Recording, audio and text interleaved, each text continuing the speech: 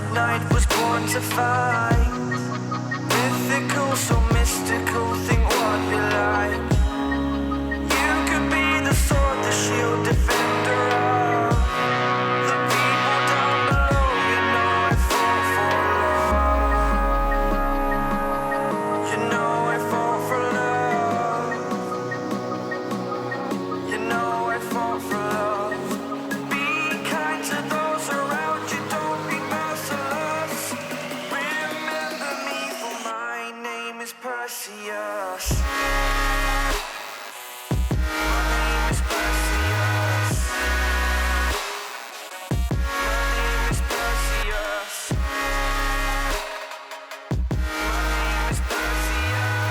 LA Assassins into Twisted Fate have always been a thing. Is Dove getting trolled a little bit by the weak spot, but Rascal is really struggling. Very much high fire with bans. I just put that mine for a second. Yeah, Rascal, this is a long lane now, able to safeguard his way out. Yeah. Just make sure that we rectify that for you guys. As in goes Cuz. There's the knock-up. Gold card going to connect here as well, and the ganking power of Rek'Sai still exists, right? And neither of these champions have amazing, ability to turn a fight. Oh, Rascal gets the Q to connect, and that is just going to be it. The solo kill. He's actually going to get it this time. As watch Rascal hit this despite the flash. Just too fast for him. The old point-blank Q situation. Because he's so close, there's just nothing you can do. This bot lane is going very well for aiming life early on. Yeah, as Croco makes his way down bottom lane, Life has to flash. There's the flash in. Moonfall's brilliant as aiming. Has to flash to get himself out. Every summoner the Cuz is going to go for. It kind of feels like you can double ult, which is kind of cool. Let's see how he does go as this game goes on. Not going to be the tanky Rek'Sai that we used to see from Cuz. Yeah. Going to be a dead Nami down here. Obviously. Speaking of, in the mid lane. Yeah, Cuz looking for that knock-up. There's the flash. Flawless Duet comes in as Cuz is going to miss the knock-up. Still a fair bit of damage, but the Queen's Wrath comes out, and that will be able to trade it 1-for-1. Trying to push this wave so hard. Well, here on the top side of the map, oh man, Rascal is so clean. That's a pretty set play from the lead. Nami Lucian, but instead they made the top play, so we watched this happen, and ends up being traded back here very well by Closer with a perfect Vanguard's Edge. Gets one more minion so he can get the ultimate attack there, and then goes through. And then look at what's happening on the bottom side of the map. It's so obvious that there's a play being made here by the enemy Diana down there, so you know that she's going to be on the opposite side of the map to where Arya can global his way up here. This is for a kill. I like how good it was. A cool tidal wave, but that did not really matter. It is going to be still 2 Drakes, I guess, as the grand challenge is once again issued. As this gold card to crack in, where you start to see the amazing side laning power that Liv Sandbox can have in this comp. So they were a little bit slow to stop the Drake itself. Could punish grabbing a kill here, but getting the Drake itself, and unless something really changes quickly here for KT, Arya. There's the ulti through as Closer trying to dash this one out. Arya getting underneath the turret. Because yes, Ezreal's 20 CS down, but eventually you're going to be way more valuable than that. Oh, there's the knock-up onto Closer. Arya gets on in there. Good exhaust onto Croco to try and avoid death, but Cuz is just dead one more time. Rascal turned up, but he's immediately going to have to get out, and that is now 2 kills for the... A little bit of extra gold here on the turret, but the longevity of the gold is not there. As Rascal looks for a play. Yeah, that is going to be Goredrinker doing some work. As the Q connects, what, 1 versus 3? That though isn't up to his standard. They aren't up to the lead that he has. And yes, a pick like this is going to start adding up here for the side of Liv Sandbox. They're getting all this extra gold. The mid-game was basically free for them, outside of a few hiccups against Rascal. So much extra gold going over this Aurelia, and once again, life on this Nami is just trying to clean up the mess. Yeah. As we watch this kick play. Oh, the double. And he's under turret there, so they just go in, grab that extra execute damage on the Q. Bit of disrespect normally would be, as an AD carry, part of why he's not played as one. Ooh, that's a great Zenith Blade to come through there as aiming. He's going to use that cleanse, get himself out of the way. Is now the dash over and immediately has to flash. Croco just comes out of nowhere. You can see the terror in aiming. Even finds the Moonfall in the back line. Fantastic stuff. That's the gold card that is going to connect. As okay, Cuz doesn't quite find the ulti damage, but will eventually just bite down on the Diana and grab that kill. Rascal just deals with the other 3. And KT do walk away with a trade of 1 for 2. So they'll be happy about that. Yeah, Rascal's looking for more here. Yeah, diving onto Closer here as the challenge is issued. Safeguard now on cooldown, and that is going to be the kick reposted. He's trying so hard to punish some of the positional errors of Live Sandbox. Like, he's trying to do anything he can.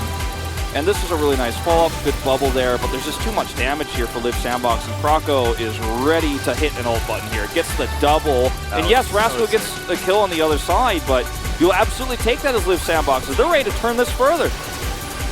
Yeah. And I mean, this is the stage of the game where KT should still look very strong and very powerful, but they're already at the twilight of this composition, as Rascal really wants to make this play happen, but the riposte is so good here on the kick attempt.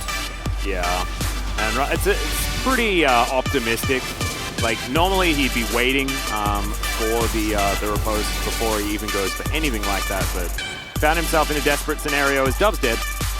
I assume it was Rascal. Yeah, I think so. And he just indicates to everything. As Dub just gets caught back. Alcove Gaming. Yeah.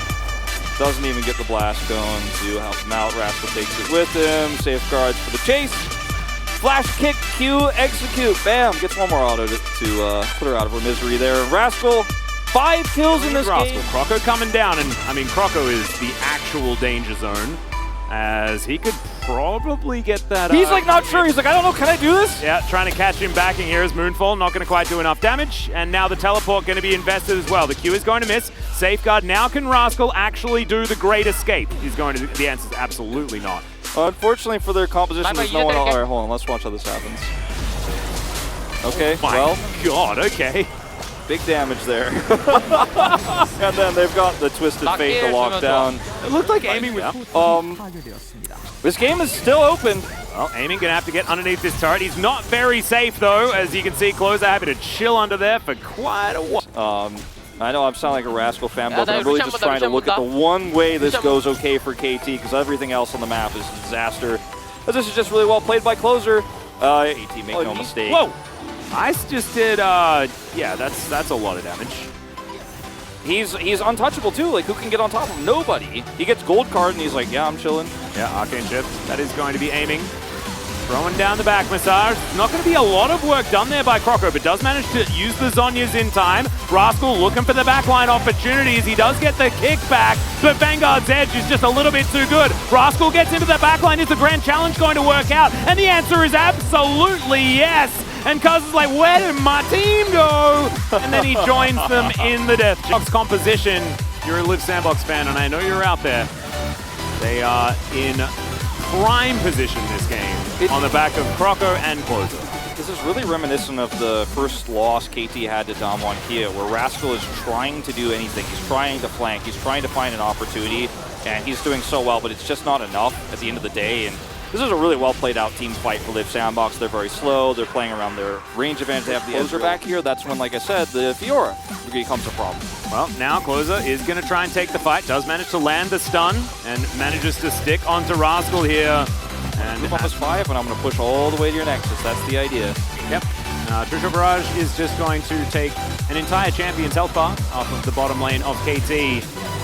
And Aiming and Life are just being kept in check right now. The culling, yeah, we make that massage joke a lot, but I mean, that's all it really is starting to look like here on this KT80 carry.